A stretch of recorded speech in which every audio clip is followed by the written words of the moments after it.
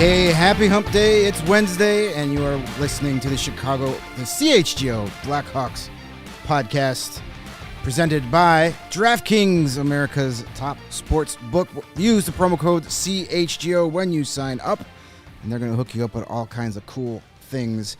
It's Greg Boysen. It's Mario Tirabassi. Missing Jay Zawaski yet again, but it seems that anytime one of us is gone, Stuff Chicago happens. Blackhawks broadcast team just gets all screwed up. Stuff happens. Yeah. I went on vacation last year. Oh, Eddie Olczyk decides, I yeah. don't want to be here anymore. And now Jay takes a puck to the mouth or gets his wisdom teeth taken out. I don't know, whatever it was.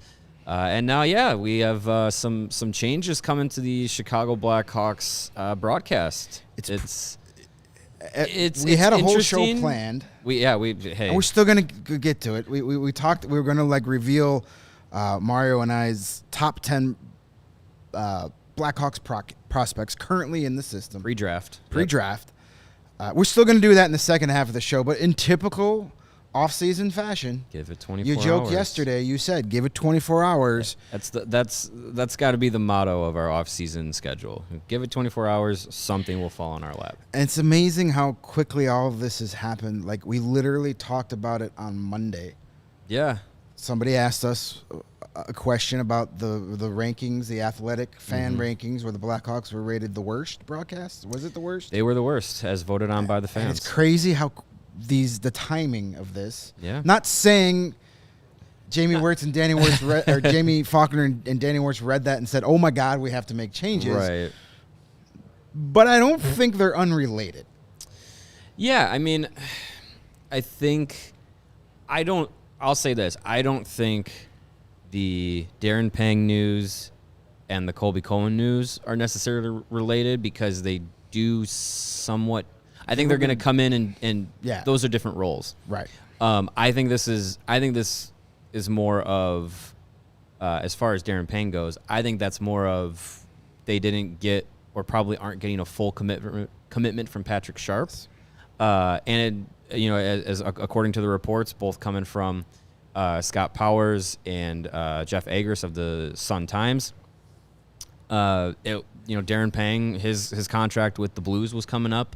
And he was looking to get an extension done, and I guess those negotiations fell apart. So enter Darren Pang into the conversation of getting him into the Blackhawks broadcast booth, and it looks like that's what he's going to do. And it looks like it's going to be less of a 50-50 platoon like it was last year with Troy Murray and Patrick Sharp. It looks like Darren Pang will do the majority of games other than when he is called to do his TNT duties.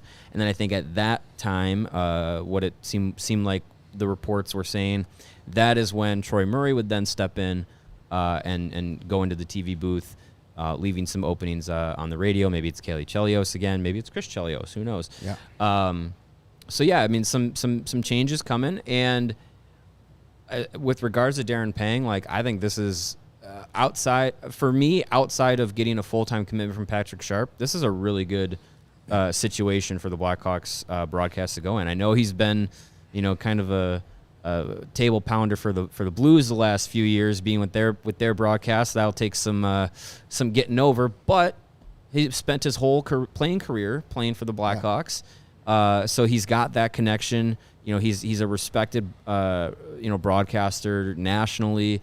You saw some reaction from Blues fans as this information came out today that they're sad that they're losing him. So I mean, he's a quality broadcaster. I think it's definitely going to help the broadcast, and I think he's going to bring some consistency to the booth, which we spoke about on Monday and Tuesday yesterday. Is only beneficial for a guy like Chris Foster's. Absolutely. I love this move. I love this hire. It seems like it's going to be official soon. Seems to be that way. Based on who's reporting it. Right. So it seems like it was more he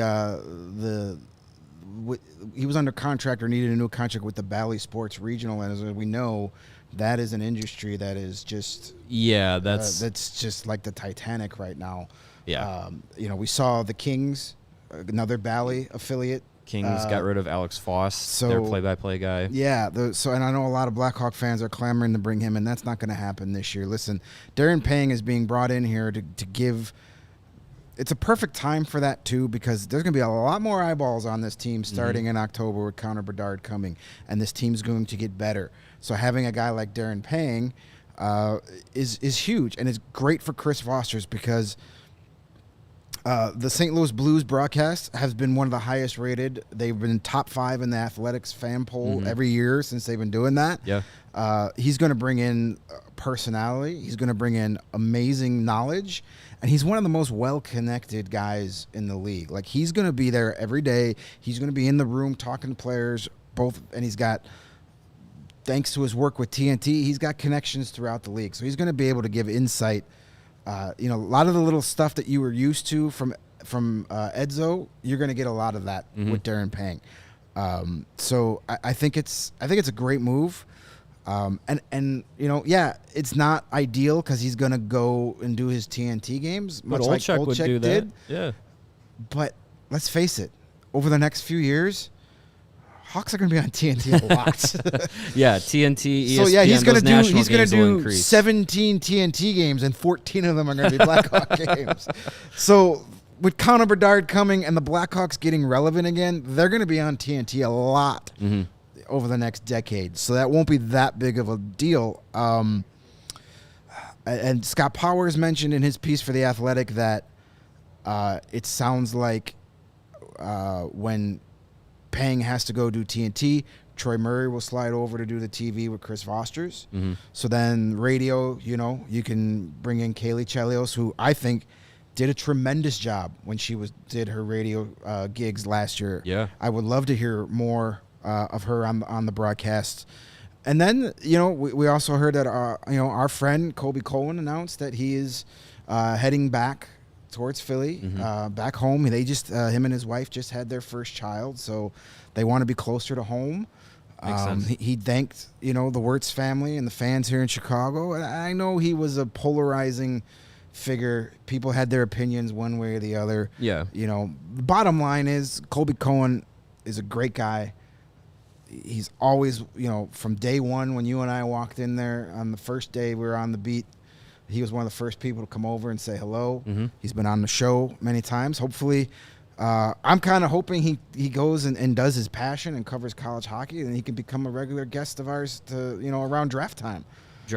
And check in, on some Blackhawks college prospects. There's enough to go around to be interested in. So, yeah, it seems like this was a decision that was on both sides. I think the Blackhawks were okay letting him go, and I think this was something that from what it sounded like he said on social media today was something that he wanted to do.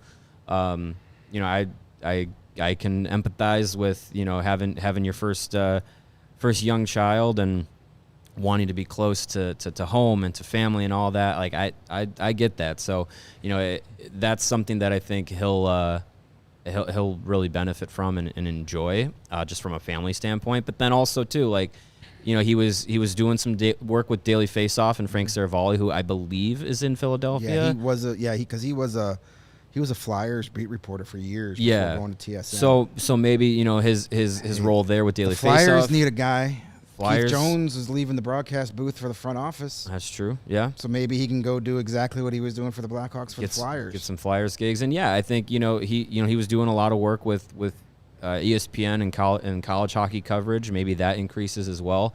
I think he's someone that is very tuned into the college game, and he was doing the work with the Frozen Four and everything. So yeah, I would be surprised if he didn't have some sort of opportunities coming his way very quickly that he'll be able to jump into. And he's a East Coast guy, Boston, Philly area, and just being away from home and being away from family. Like I get it. So hats off to him for making the move to do that, and know that he's probably also going to have some pretty good career opportunities going forward. And as far as kind of replacing his role, where he would be on the studio shows, intermissions, pregame, postgame, between the benches for some games.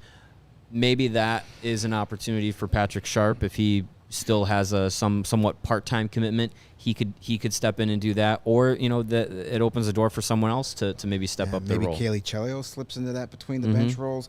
Chucko Mucko asked earlier if Panger is going to be in the booth or between the benches, and it certainly sounds like he's going to be in the booth. Sounds like that, yeah. He was in the booth in St. Louis, so if they bring in that third person, and then that leaves open the studio.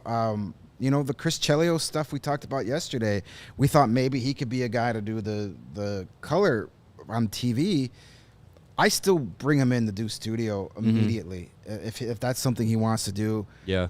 I know Scott Darling is a well-liked. He's a great guy. He's well-liked. He's well-remembered for his legendary 2.5 seasons in Chicago or whatever it was. But, again, more eyes are going to be focused on Blackhawks broadcasts. If you bring Chris Chelios, put him in the studio. You have Chris and Kaylee Chelios with Pat Boyle. That's a pretty good trio right there. Yeah. And then Chris can, one of the two Chelioses, Chelii can do can do the radio when Troy has to go over to TV, or pop in for Between the Glass if Kaylee wants to do it, or maybe they go and they bring in somebody else, a fresh new face, a young up and coming reporter to do that Between the Glass stuff. We'll see, or maybe they don't have that at all. I mean, I know that's kind of. It's a luxury. It's kind of the standard now. Yeah. But not every broadcast has that. Not every broadcast does it, and you got to have the right mixture to do it, because it is hard as a third person to jump in and whatnot. And you also have to know what you're looking for and kind of maybe have a relationship with some of those guys. Yeah, I think listening for the right things. A former player or someone who's really dialed in to the team and also nationally. Really helps, because I know like Emily Kaplan has done that for national broadcast too. She's not, former NHL player, but she is really dialed in, to the league and to the players. So, I wonder if they find someone for that Between the Glass role permanently, or if it's just here and there, special occasions kind of thing.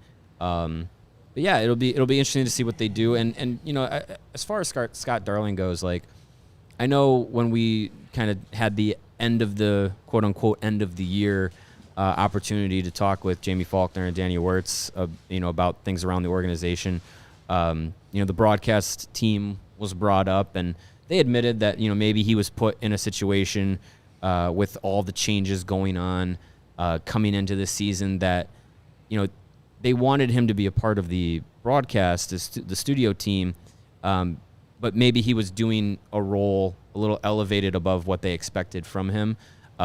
So, the kind of stumbles that maybe he had this season, not necessarily all on him, because he was probably doing more than he was expected of him. So I think if they get someone like Chelios, then Darling can maybe fall back into that role that they originally had. Maybe just focus in mind on for goaltending. Him. Yeah, and that's where he would excel. Be the goaltending guy, and I think as we talked with Liam McHugh of the TNT broadcast and how beneficial it has been for them to have a guy like Henrik Lundqvist breaking down goaltending and talking intelligently about goaltending. That would be a huge benefactor to have a guy like Scott Darling only focusing on the goaltending aspect of what he knows best, and using that the best way. So yeah, I think that's an option, and I wonder who or if the Blackhawks go out and bring anybody else in. I know that they've had other former players kind of cycle through. Andrew Shaw, Adam Burish, they've been in those roles.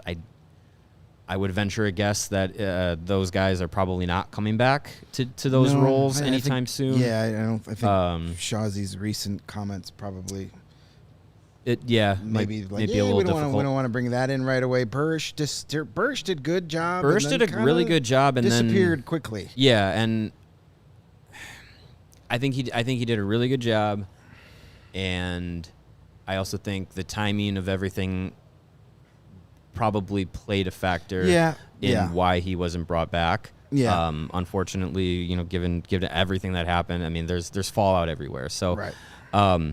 So I mean, I wonder if there's any former players, locally that are looking to do anything, or, maybe there's a guy on our set that might retire soon and pop in a few times to the TV studio and do some broadcasting. Who knows? But it'll be interesting to see how it all shakes out. But I think, for a majority of fans, the news of bringing in Darren Pang was pretty well liked, which was like refreshing to see. Like, hey, the Blackhawks made a decision, and most people are happy about it. Yeah, everybody's gonna have their opinions. I know people are sour on Darren Pang because he's a Blues guy. Okay, personally, I find Darren Pang more entertaining at Olczyk. I know that might be a hot take or an unpopular take, but there's no slam on Eddie Olczyk. He's one of the best in the business across the board. Oh yeah.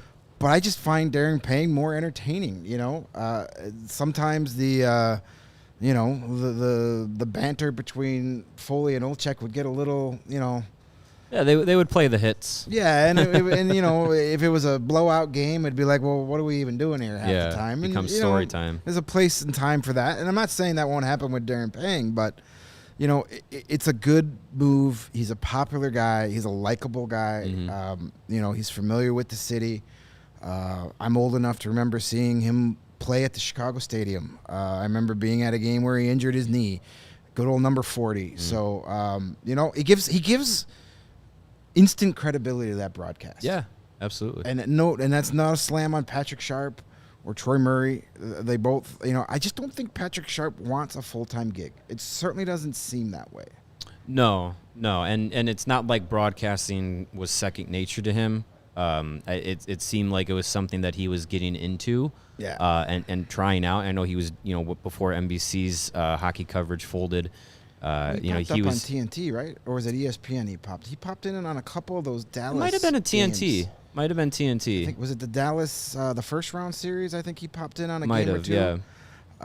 But he does a really good job. Yeah, he does a really good job. I just don't know if the commitment level is there to do 82 games. He was doing the national thing. I think the national thing might have been more of what he wanted to do, once a week rather than thing. coming back and forth between Chicago and I believe it was said that he was living out in Connecticut, coming back between them, those locations, every other week or a couple times a month and everything like that. So yeah, we'll see what he ends up wanting to do, the commitment he wants to make.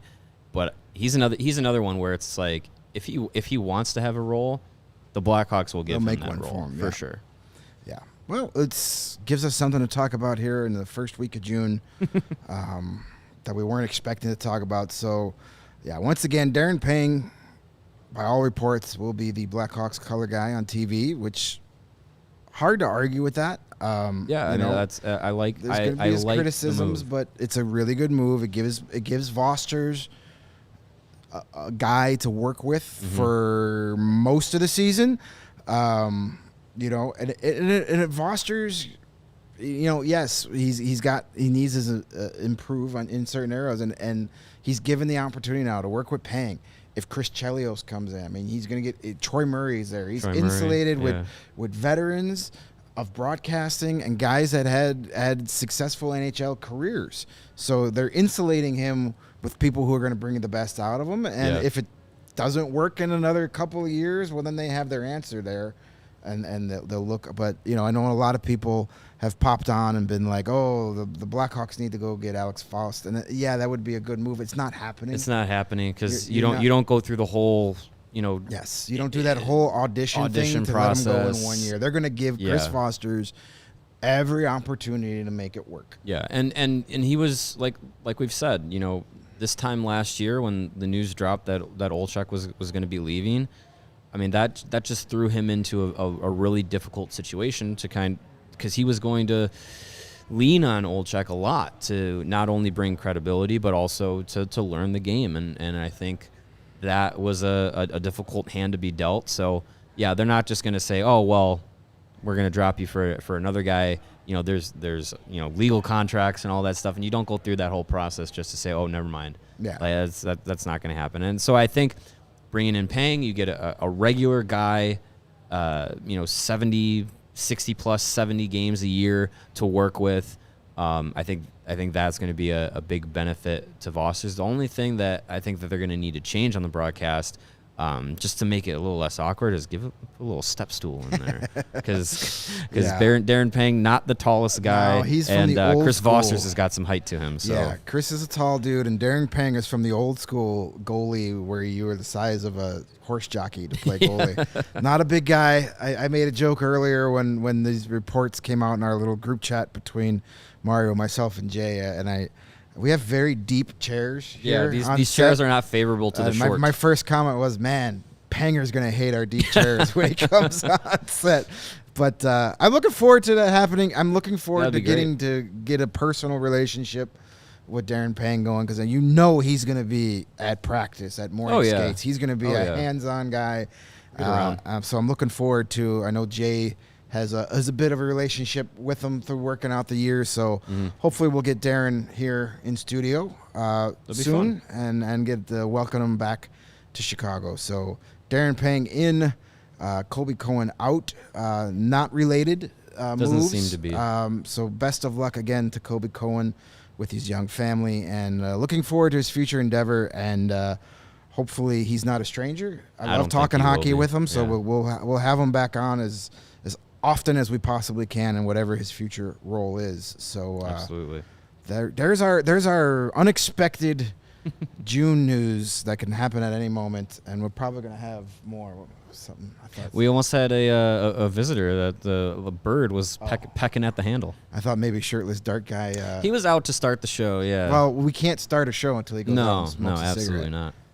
not. Well, trying to go out and enjoy the sun that is unfortunately being blocked by the little haze we have here in Chicago that I know is affecting our White Sox out in New York. All the smoke from the doesn't look like they're going to be wildfires in playing Canada. a game tonight. Some of those pictures and videos intense. coming from Yankee Stadium is pretty intense. I know we here in the Midwest and obviously out on the East Coast, we're getting the residuals of just all the smoke, but man, I can't imagine.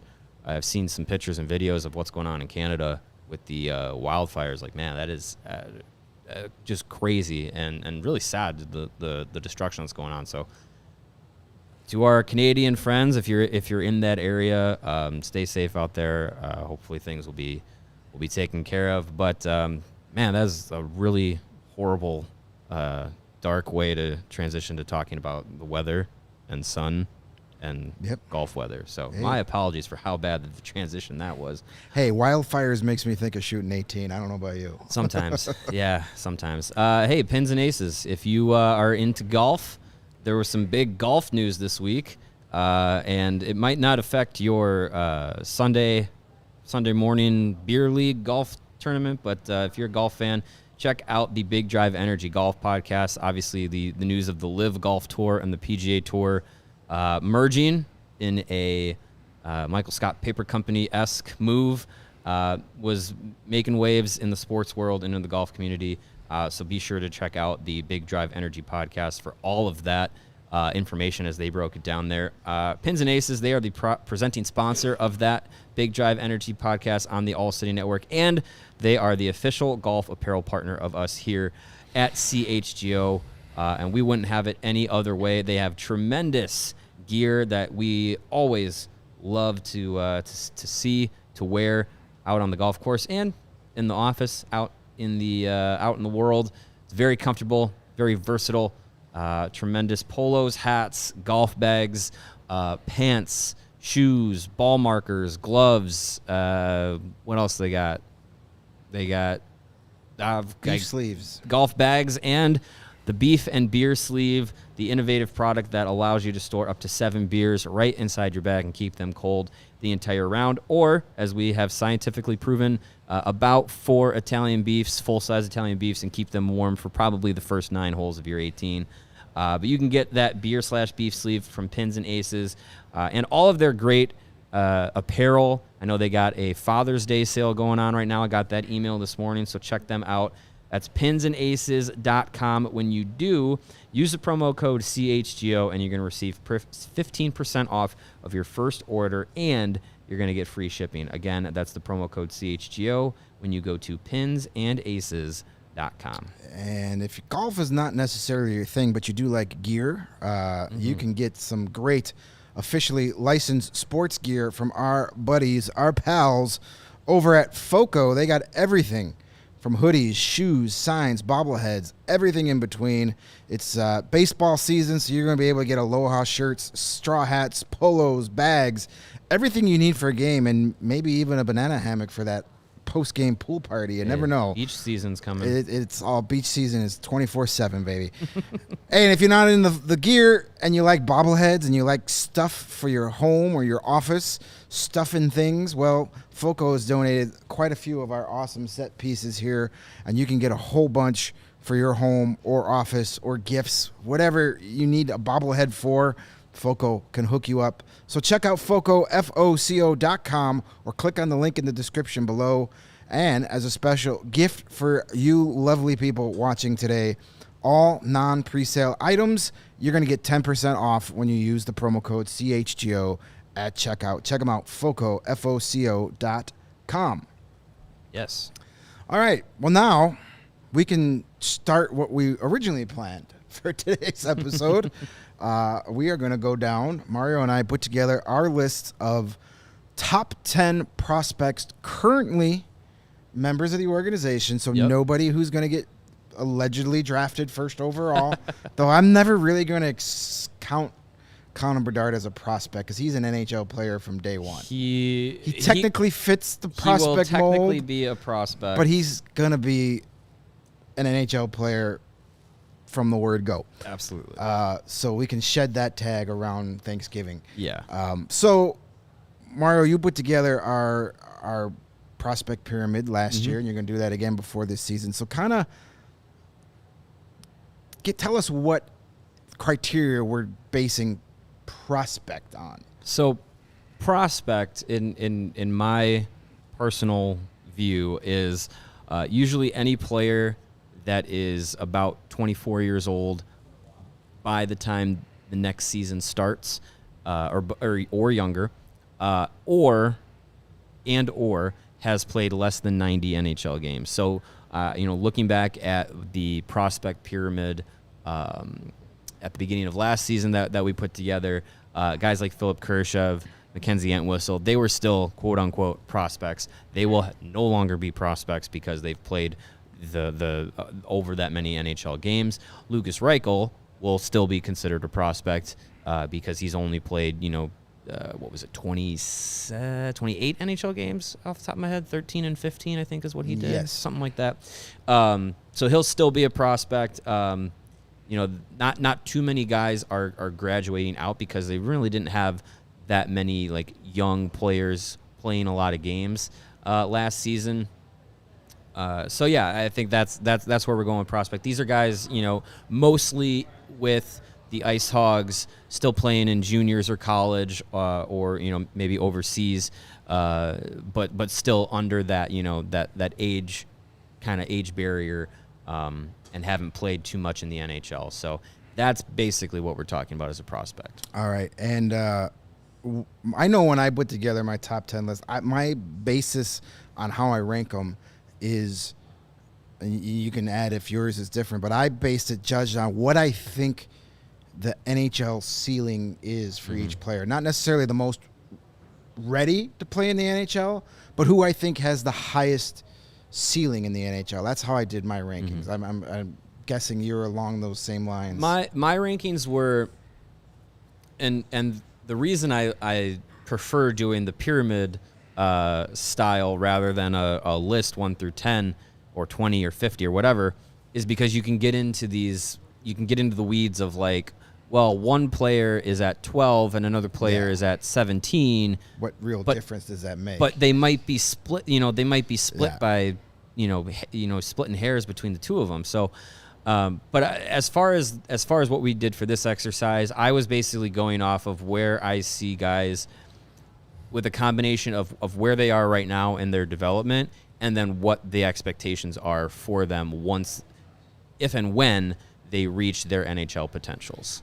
All right, and So that's what I went with. I don't know who's on your top 10 list. You don't know who's on my top 10 list. We didn't share kind lists. Of fun. We'll see It'll be where kind of we, nice where to we see go. where. So do we want to just go 10 to 1 up? 10 to 1. Right. Do you want to go first? I'll start with All right. my 10th pick. Greg's, I know we have our graphics. Greg's 10 to 1. We have our graphics ready, so maybe wait to the end, and we'll put them up after we review. No, they're our up now. Oh, So never there mind. you go. They're up. Well, I anyway, jumped the shark on that's you. all right. No, you're See, good. That's all right. Rookie move. We have our favorite resident, recent retired bricklayer / producer in training, Greg Braggs, behind the dials. This is today. a Braggs production Yes. today. Scary proposition. Two Gregs. Wow, we need to get that sound fight. Two Gregs don't make it right.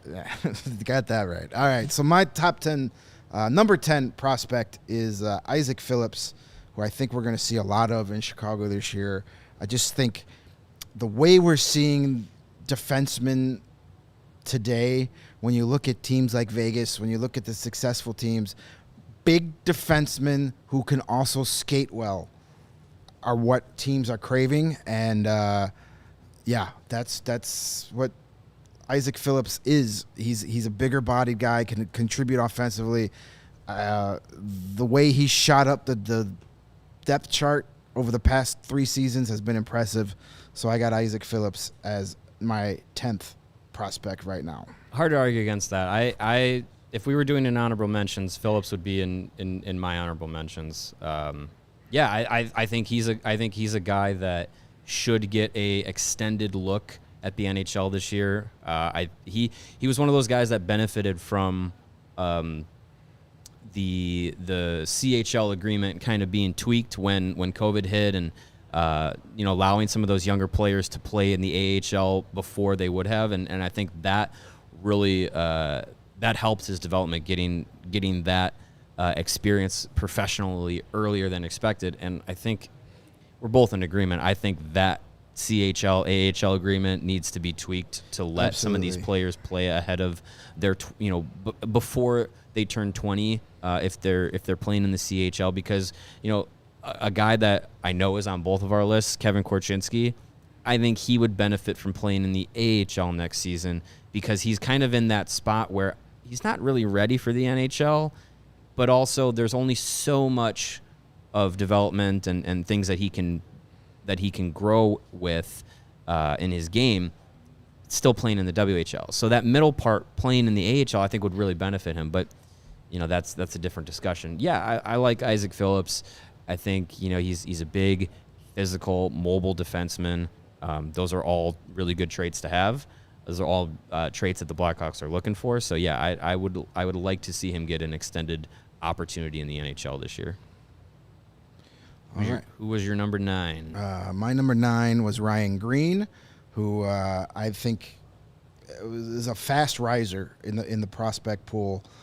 He was picked with the pick we got from the Minnesota Wild from Marc-Andre Fleury. Mm-hmm. He had a very good freshman season, outstanding freshman season at Boston University. Showed he could play up the middle, which the Blackhawks are looking for. Mm-hmm. Showed that he could contribute offensively, be an offensive leader, but also plays a 200-foot game. And I first really noticed Ryan Green. I saw him play for the Green Bay Gamblers at the Chicago Steel 2 years ago, and he was the most noticeable player on the ice that night. And that was a Steel team that featured Sean Farrell, Matt Coronado, Josh Doan, mm-hmm. Adam Fantilli, and Ryan Green was the best player.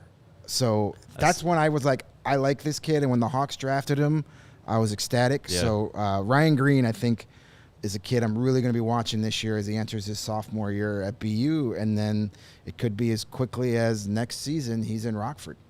Yeah. 24, 25. He could be on that path for sure.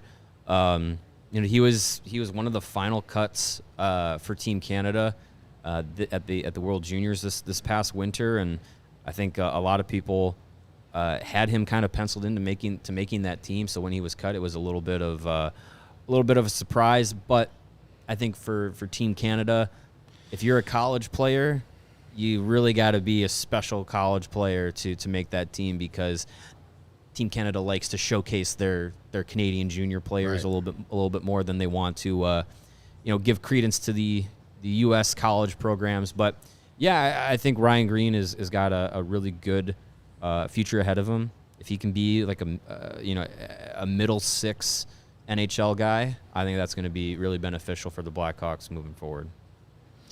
All right, Ryan Green, number 9 on my list. Number 8, we'll go through these quickly, is goaltender Drew Commesso.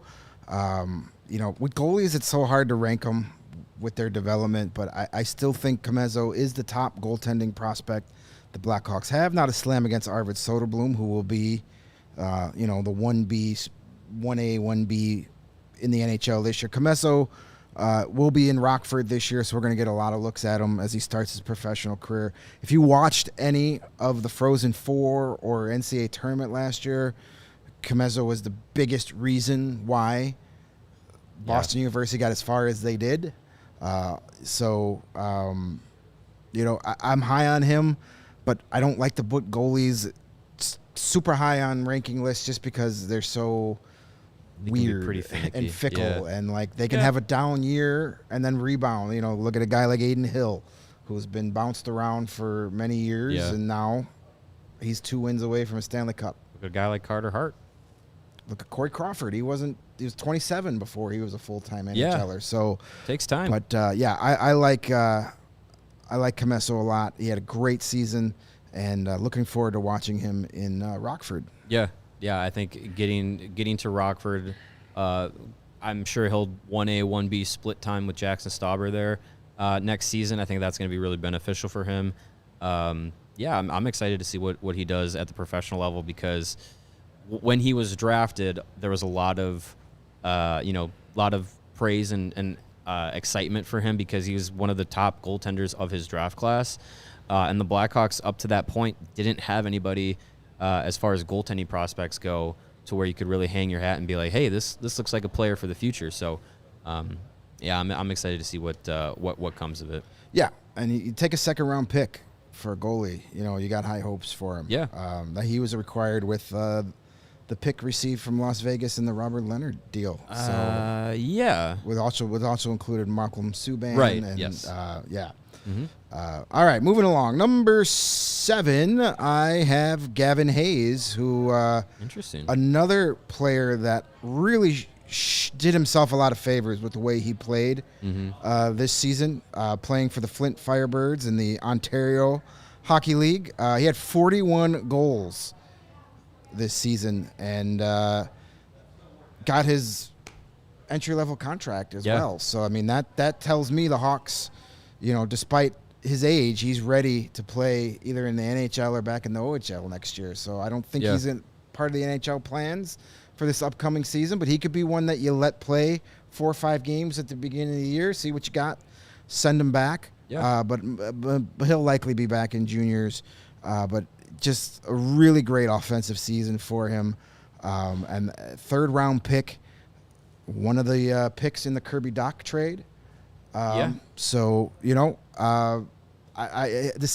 his ceiling keeps getting higher and higher. And he's got some size, 6'2". It's what the Blackhawks are craving right now. So, big first season in the organization for Gavin Hayes. He's climbing my list. I've got high hopes for him. Yeah, I think he's got one of the better shots in the prospect system, and it showed last season. 40-goal scorer in the OHL. Those don't usually happen just by accident. So, he was brought into the Ice Hogs, towards the end of last season to kind of hang around and get used to the environment of some playoff hockey and stuff. So, I think the organization has some pretty decent expectations for him, and he's a good player. I'm excited to see what he does next season. I'm sure he'll have a much higher. A much more elevated role with Flint. Yes, and then we have number 6, Alex Vlasic, who probably won't be considered a prospect in a couple of months. No. I expect him to be on the opening night roster and being an every night player, but the Blackhawks have taken their time in developing him, and it's paid off. We thought he was going to be ready for opening night after the way he improved in his last few games last season, and then they said, nope, you're going to play in Rockford, and that's essentially where he was for much of the year. But when he did come up at the end of the season, fit right in, did not look out of place. I think they got themselves a real solid defenseman Definitely has the size, but for a kid of his size, his skating is impressive. He's not the fastest guy in the world, but when you're that tall, you don't have to be fast. You can make strides, and with that reach is going to be a weapon of his in the defensive zone. So I really like the progress that Alex Vlasic has made, and I look forward to him being a full-time NHLer this season. Yeah. I we all expected him to be, full-time NHLer last year, but they went the route of patience, and I think it's definitely gonna pay off. And yeah, I expect him to be, full-time NHLer this year. So it'll be exciting to see what he turns into. All right, moving in my top 5, I've got another guy that shot up the list a bit. I know some other lists, when you look, won't rank him as high, but I got Nolan Allen up at 5th. I really think his ceiling is getting higher. Yeah. What a tremendous season he had. He was a first-round pick. He was the pick 32nd overall. That was the pick acquired from the Blue Jackets in the Seth Jones trade. I know when the pick was made, a lot of people, including myself, were like, okay, that's a stretch. That's not a slam on Nolan Allen. He didn't call up he who should not be named and say, hey, overreach and get me 2 rounds earlier than you probably could have. Right. But he's starting to look like a guy that deserved to be picked in that spot. Was great. Was a captain with Prince Albert before getting traded to Seattle. Of course, we all know we were following the Thunderbirds as they made it all the way to the Memorial Cup final. He was fantastic in the postseason, especially at that Memorial Cup tournament. Yeah. Chipped in some offense, so he's not just a one-dimensional player. I expect Nolan Allen to be in Rockford this season. Yep. And be one of the anchors down there, and look to see him throw some weight around at the BMO Center. Yeah, I know a lot of people, as Windy City Hockey says, Allen is reminding me of Brent Seabrook. A lot of people have the kind of the Brent Seabrook comparison. I don't know if he'll beef up as big as Seabrook was, but he definitely plays a similar style. A little bit less of offensively gifted than Seabrook was, I think, at this point in their careers. But hey, that could obviously develop as he transitions to playing professionally. But definitely a bright future for him. Lot of excitement for him as he makes the transition to play in the pro game. And I think what's really telling about him is, like you said, like he was captain at Prince Albert.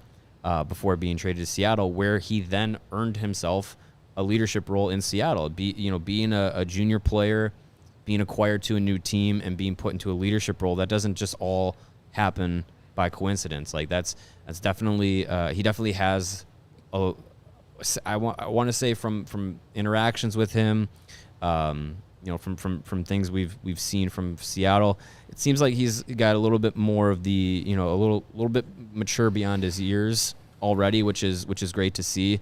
And I think that translates to to the locker room amongst his peers, and hopefully that translates as he comes out of junior, gets into the AHL, eventually to the NHL.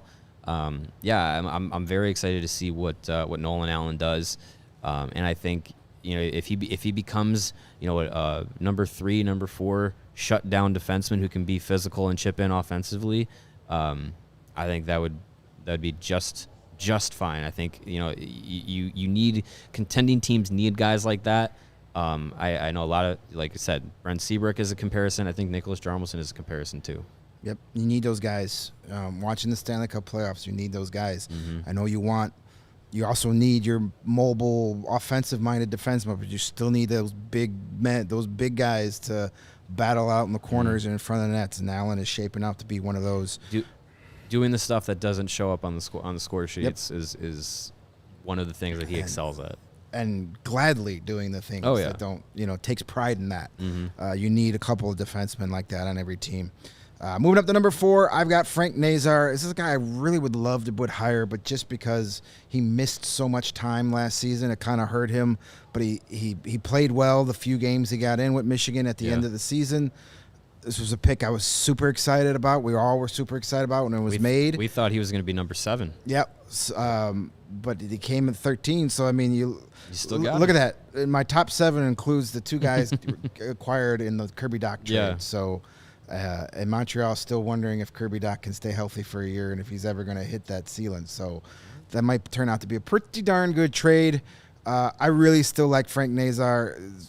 Again, a little on the undersized side of it, but just dynamic speed, got that work ethic and the character.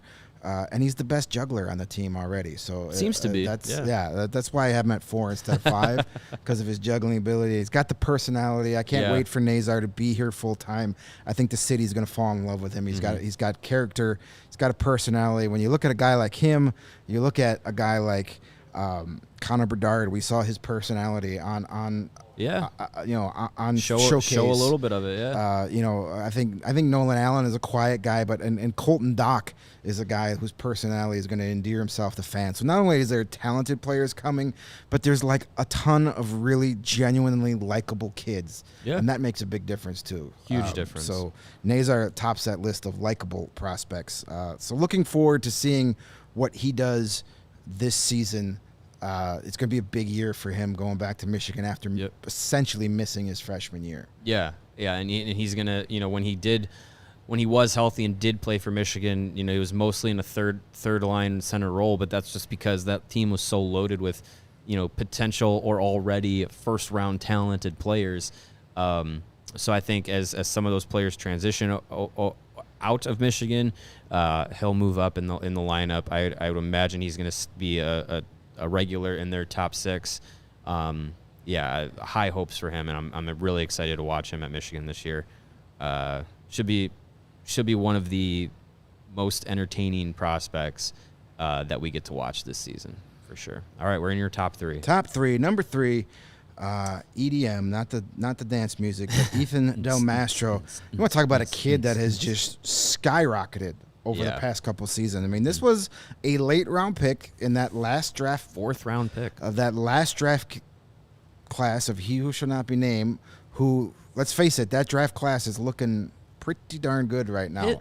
Give him credit. The last two drafts were really his best 2. Really well done.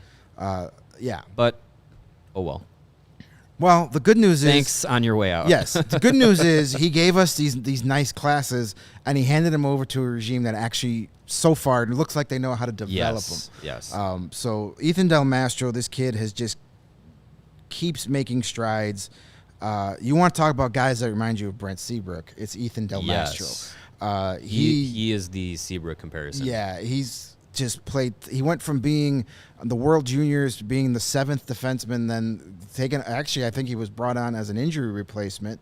Wasn't even going to make the team. Brought on as an injury replacement. The World Juniors in the summer. He was an injury replacement. He was an injury replacement, last-minute addition, and then he became one of their top defensemen. Mm-hmm. They couldn't take him out of the lineup. He was their top defenseman for the regularly scheduled December one. The kid is physical. He's big. Stay at home. Another guy Blackhawk fans are just going to love. Just the way he plays. Yep. He's going to endear himself. He's an old-school power stay-at-home defenseman. Good kid. He's going to be in Rockford this year, too. Those Ice Hogs games are going to be the most important Ice Hogs games played since they became... this last season. No, they're going to be more important because there's going to be so many more guys. Camezzo, Allen, Del Mastro, Lipin, so many guys that are going to be pieces to this puzzle are going to be starting their pro careers this year, and Del Mastro's at the top of that list. Yeah, we talk about, maturity with Nolan Allen on and off the ice. You see the same thing with Ethan Del Mastro. He was captain of the Mississauga Steelheads for 2 seasons in junior, which is impressive. He was traded at the OHL trade deadline to the Sarnia Sting. He was part of that leadership group too by the end of the season. So, again, amongst a leader amongst his junior team peers is really impressive to see. Speaks to that character quality that the Blackhawks are looking for, and then just physical maturity. Like we watched him at last year's prospect camp. The three of us, we all said the same thing. Like, this guy is NHL physical already. He skates well for his size. I think he has a little bit more offensive upside than a guy like Allen, and that's why I think the Seabrook comparison fits a little bit more with Del Mastro than with Allen, because I think he will be a little bit more beefier once he gets, fully physically matured and at the NHL level. I think he has a little bit more of that offensive touch. But, yeah, he's going to be a guy that I think there's going to be a lot of Del Mastro Blackhawks jerseys in a couple of years. So I'm again, these entire top 10 lists, there's so much excitement for all these guys. Absolutely. Which is great because it's not like we're like, well, who knows? Like when you have at least 10 to 15 prospects where you're like, I'm excited to see what he becomes. That was the more fun doing this because in years past, top 10 lists were difficult to put together because it was hard to come up with 10 guys you thought could actually make the NHL. You'd be like, oh, the first 5 are really good, and then who knows from there. Now it was like difficult for the right reasons. Like there's so many guys. Yeah. I felt bad leaving some guys off. All right, top 2, no surprise on who our top 2 are, but the order to flip a coin. I wanted to name Kevin Korchinski my top prospect, and he will be the top. Well, he will be the top prospect once Reichel is no longer considered a prospect in a few games, or Bedard is no longer considered a prospect. Here, so by December 1st, Kevin Korchinski will be the top prospect. Yeah. Love the kid. Had a great season. That was one of those picks. When he was picked 7th overall for with that pick they got for Alex DeBrincat, we were kind of like, what, another defenseman? But then as we calmed down a little bit, and then we saw it started in development camp. It started in the preseason. He was impressive in training camp and the little bit of preseason hockey he played. Great with the Seattle Thunderbirds. Some people were a little down on him in the Memorial Cup. Wasn't his greatest run, but I mean, this was a teenage kid playing 88 games this year. I mean, eventually a huge workload. It's going to start to wear on you, and I think we saw a little bit of that. But Korchinski is your modern NHL defenseman, great skater, great puck mover, has some size. He's not the biggest guy in the world, but he's not one of these undersized guys. Yeah. He's not an Adam Boquist, where you're like, oh my God, what's he going to do out there? Plays both ways. Future power play quarterback in the making. Lots of reason to be excited about Kevin Korchinski, my number 2 prospect. I know you have him on your list, so you can give him your some more raves. love in a minute. And then Lucas Reichel, heading in right now, is still my top prospect, as he's still technically considered a prospect. Yeah. He's definitely the most NHL ready on this list. He's going to be an everyday guy. He's going to be there opening night. He's going to be one of the most important players this season for the Blackhawks. Yeah. I'm still sticking to my guns that he's going to lead the team in points this year. I'm not risking any kind of shaving off of any kind of body hair for that. I'm not that confident in that. Brought to you by Manscaped. Yes. But Reichel is we saw that last year, what we wanted to see. We saw him being a dynamic force at the NHL level. Got us excited. Now let's see it every night. People down on him a bit for not having the greatest postseason, albeit very short postseason with the Ice Hogs. Sure. But as we learned, he was dealing with a little bit of an injury, which prevented him from going and playing for Germany in the World Juniors. But Reichel's my number 1 prospect pre-draft heading into the season. He's not going to be a prospect very much longer. No. So take the honor. And earlier today, he was announced to the first ever AHL All-Prospect team. I'm not really sure what but I guess it's like the best, most NHL-ready guys. The best prospects that played in the AHL, I guess. It was Tyson Forster of the Flyers. We have Yuri Kulich of, I believe that is a Buffalo Sabre prospect. Reichel, David Juracek of the Blue Jackets. Simon Nemec of the Devils. 2 defensemen who were taken in the top 5 last year. And then all-world Swedish goalie Jesper Wallstedt, Minnesota Wild prospect. That was your AHL prospect. All-prospect team. So Lucas Reichel, the floor is yours, kid. Do the best with it. Hard to argue. Am I allowed to say, give us a Leichel for Reichel, or will I be allowed to escorted say out of whatever the you want. No, Yeah. a Leichel for Reichel. I like that. We need that. That needs to be a shirt. That'll be the next shirt we make after after our draft special shirt. Draft special shirt. Yeah. Which is coming soon. Speaking of shirts, go to the CHGO locker, check out all the merch, and get a discount on it by becoming a diehard with us here at CHGO. Diehards always Get 20% off of all merchandise and events with us at CHGO. When you sign up, you get a free shirt. You get a free shirt every year upon renewal. You get access to tons of diehard exclusive content on allchgo.com. You get access to the diehard Discord where you can chat with us. I know we definitely use that throughout the year to talk with you guys. We got the happy hours we do every now and then. Those are exclusive to diehards, and yeah, it's really a great way to be part of the CHGO community that we are building here. So go out, sign up, become a diehard. You get this little box here that's presented with a little membership card. You get your shirt in the box. What's in the box? Yeah, Stickers. Stickers. You get yourself decked out in CHGO gear. Becoming a diehard really supports us, and brings you closer into the CHGO community. And speaking of saving on merch and events, we will be in Nashville for the NHL draft coming up later this month. The three of us, Greg, myself, and Jay, we are going to be heading down there along with producer Steven and Casey, our social media guru. We're going to be in Nashville bringing you all the great content that we can from the draft. The Blackhawks have the first overall pick and a bunch of picks. And the future is now. We will be there in Nashville to see it all happen, and you can join us in Nashville if you're going down there for the draft. You can get yourself a ticket on Tuesday, the day before the draft. We're going to be doing an event at Hopsmith in Nashville. There's going to be a happy hour there from 1 to 4 p.m. You can go to allchgo.com/events and get information on that event. Sign up for that, and again, diehard save on that event in Nashville. And if you buy a ticket to our event in Nashville, you are guaranteed one of our new shirts. One of the new shirts that will be dropping roughly 6:04 p.m. on the next day. On June 28th. Yep. All right. Well, the warm weather is finally here.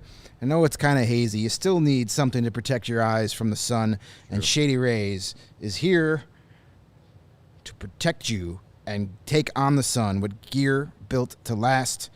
Shady Rays has their premium polarized shades at an affordable price. They're an independent sunglasses company that offers world-class product that's just as good as any expensive pair we've ever worn. I say better. They're durable frames and extremely clear optics for your outdoor adventures. And that's not all. Shady Rays will give you the most insane protection in all of eyewear. Every pair of sunglasses is backed by lost and broken replacements. If you break or lose your pair, even on the first day, they are going to give you a brand new pair. No questions asked. You can wear your Shady Rays with confidence. And together with their customers, Shady Rays is providing much-needed support to nonprofit partners across the U.S. through Shady Rays Impact. From building play sets for pediatric cancer patients to providing young adults with MS the outdoor adventure of a lifetime, Shady Rays is making an impact in your community and others like it now and for years to come. And if you don't love your Shady Rays, but you will, but just in case you don't, you can exchange for a new pair or return them for free within 30 days. There's no risk when you shop. And exclusive for our lovely listeners, Shady Rays is giving out their best deal this season. Go to shadyrays.com. Use the promo code CHGO for 50% off all orders of 2 or more pair of their awesome polarized sunglasses. Try for yourself the shades rated 5 stars by over 250,000 people. A lot of people. I feel like I've taken a lot of the thunder, but good thing is your list contains a lot of the guys that I have. A lot of crossover. So yeah. Let's quickly work on Mario's list here and see where we differ. Where do we start with on your top 10? My number 10 is a guy that you had, I believe, one spot higher than I do. I have Ryan Green at number 10. Again, he's going to play a more elevated role at Boston next year, so it'll be interesting to see how he takes the reins there. Boston is a tremendous program. Again, they went and won the Hockey East this year. They were in the Frozen Four. Ryan Green was a part of that, so going to be excited to see what he does at Boston next year. Colton Dach, I had him on my list, one spot ahead of Ryan Green. That's not a shot at Ryan Green because basically Team Canada chose Colton Dach over Ryan Green Yeah. at the World Junior. But I really like what Colton Dach has done in the 2 years that we've really been paying attention to him in junior so far after he's been drafted. The Blackhawks are having patience with him that they didn't have with his brother, which is the right move. You watch what he did through the WHL playoffs, through the Memorial Cup. He was a key factor for the Seattle Thunderbirds. Another guy who was a captain of their team in junior before being traded. He was captain of the Kelowna Rockets before being traded to Seattle. I really think Colton Dach has a bright future as a middle six option for the Blackhawks. He plays center, could transition to wing if he needs to. I don't know if he's better at faceoffs than his brother is, but if he is, then he can probably stay at center if he wants to, if and when he transitions to the NHL. He'll be playing in Rockford next year, so excited to see that. Yep. I have Ethan Del Mastro on my list, but I have him at number 8, a little bit not as high as you did. But I think, again, the way we kind of put our top 10s together, I think we had a little bit of a different criteria. I think right now where Del Mastro is, I like where his development is at, and I think he can get to that level where he's in the discussion of maybe a 2 or a 3 or 4 defenseman. So I'm excited to see how he develops and what his first year in Rockford looks like. Then I get into the goalies. I went with Arvid Soderblom at number 7. I think I think him and Drew Comezzo are kind of on even playing ground. They definitely have the young goalies. They're going to take some time to develop. Having patience with them is good, but I think the athleticism from both players, I think, is what really sets them apart from some other Blackhawks goaltending prospects that have come over in the last few years. Soderblom proved it early on in his professional career in Sweden. Came to Rockford last year, was pretty solid with them. Came up to the NHL level and was kind of thrown into the fire before he was ready for it. Did a decent enough job given what was in front of him. I know the stats probably say something different, but you watch those games, he wasn't necessarily playing as bad as his stats at the NHL level from last year show. Seeing him in the NHL regularly this year will be really good. He was a tough one. It was hard leaving him off my top 10 list, but I think because where he's at right now, I think him and Comezzo I think are going to have a nice battle in the next few years of who's going to be the starter for the Blackhawks if all goes according to plan. So that'll be exciting to see. I do like Soderblom's prospects moving forward here. I think he's going to be a little bit more than just a backup in the NHL. Number 6, I went with Wyatt Kaiser. I was paying attention to Kaiser the last few seasons in college. He was the number 1 top pairing defenseman with Minnesota Duluth for 3 years. That's a top program in college.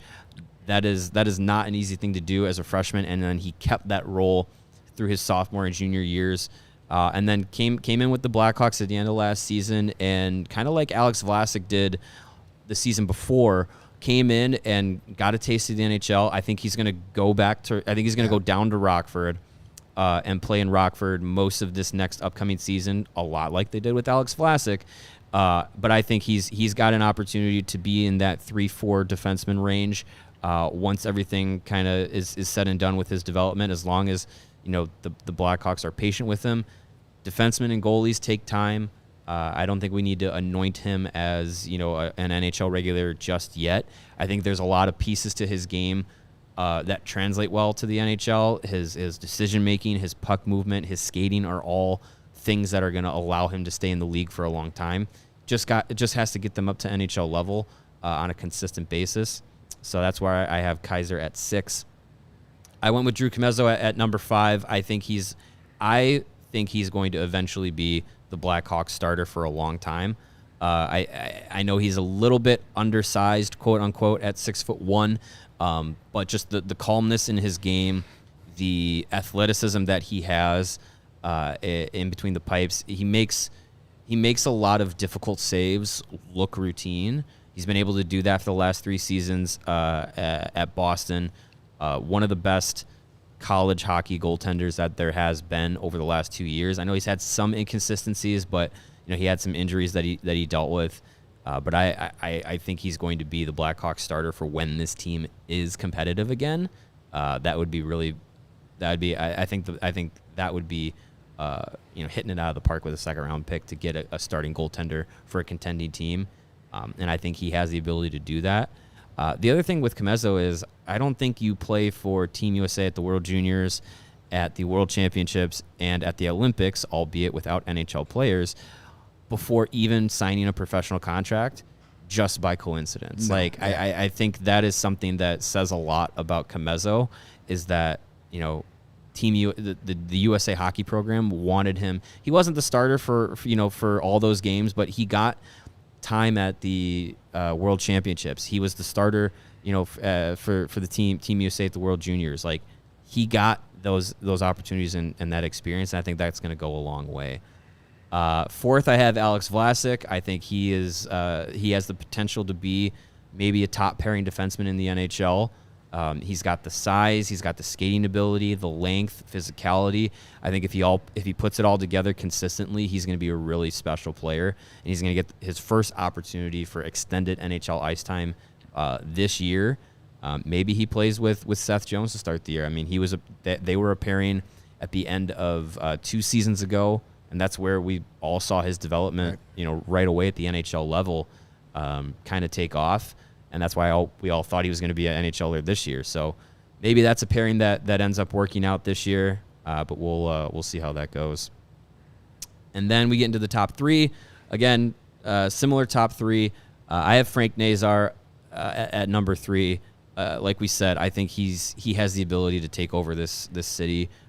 Just with his personality, with his skill, he's going to be a very, really exciting player to watch. Top 6 guy at Michigan this upcoming year. I think he's got a top 6 future, potentially at center, maybe at wing. We'll see how it all shakes out. But I don't think there's any doubts that he's going to play, an elevated role at Michigan this year. And I think that might be all the time he sees at Michigan before jumping to the professional ranks. And then our top 2 are flip-flopped. I have Lukas Reichel at my number 2. I know he's going to be an NHL top 6 player for a long time. I really have high hopes for him. We're going to get to see the first long-term opportunity this season for him to play in a role like that. At the end of last season, there was no doubt that he was ready to do that. It was just the organization's plan for him was to be patient and play significant time in Rockford. I think he's done playing in Rockford, and I think he's ready to move on to the next level. And I really think, along with the guy who's going to come in and play alongside with him in the top 6 for the next maybe 10 to 15 years, those two playing together, I think, is going to be really special to watch as their chemistry develops. And then number 1, I have Kevin Korchinski. I think he's a future number 1 defenseman. We talked with, I believe it was Scott Wheeler, about this time last season, or this time last year in the summer, and he compared Kevin Korchinski's potential NHL ceiling to Roman Josi. Like, that would be wonderful if he can develop his defensive game to the level where his offensive game is, and kind of round out being a little bit more of a two-way player once he gets to the professional ranks. I think he's going to be a really special player because the offensive instincts and abilities are there. The playmaking ability is there. The hockey sense is there. The skating is there. Now get the defensive game up to that level, and you got a kid that's going to be really special. I know a lot of people are kind of penciling him into the NHL this year. I don't see it happening. I think he'll get the couple of games. He'll get an extended look through the preseason and training camp. I think he'll get a couple of games at the beginning of the year. But I think ultimately what's best for him is to go back to Seattle, be a number 1 guy in Seattle again, have an elevated role with Team Canada at the World Juniors, because when he was with Team Canada this past World Juniors, when it came down to the elimination round, he was getting like 6 minutes a night.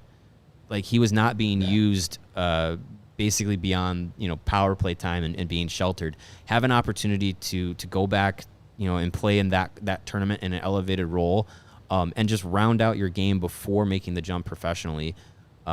He's still 18. He's going to turn 19 this summer. Like, he's a young kid. Like, defenseman takes some time, but I think when he reaches his ceiling, I think he's if and when he reaches his ceiling, don't want to get too far ahead, but if and when he reaches his ceiling, I think he's a number 1 NHL defenseman, and I think he got the ability to be really special. Whew, that's my top 10. All right.